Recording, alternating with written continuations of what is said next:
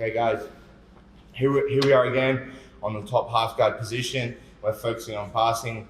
Now we're still focusing on some pressure passing situations. Again, when we find good position on the hips or the shoulders or somewhere in between, we pin him down into the mat, and then we can start to reposition the rest of our body past his legs so we can complete the pass. Now, we're focusing on like this double leg pass here, where we pin both of the legs together from the half guard here, because again, we weren't able to access the upper body or pin those shoulders down into the mat, down into the floor. And because of that, he still has a good frame. Now, we're gonna have a look at a reaction here where we actually get to the position, but he just has such a good frame with his arms, generally on like our hips, because that's the only thing he can access to really stop our body from moving forward, that we're gonna sit up over to the mount.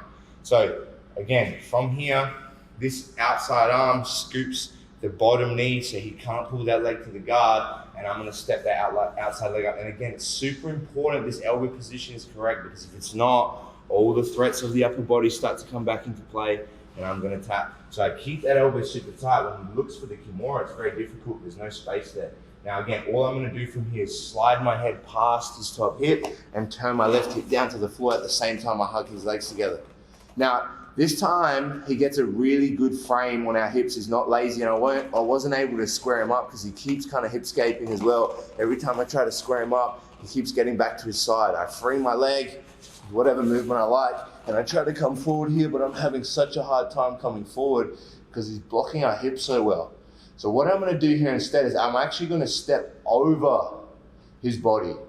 So from here, I lean with my left hip, I step my right leg over, and now I can start to put my knees to the floor. Now the issue here, if I don't do a certain grip on his leg, he can just start to hipscape out, and then I start to lose the position again. So all I'm gonna do here, once I land here, I'm gonna release the backside arm, and I'm gonna shoot my hand behind my thigh and control his ankle here, okay?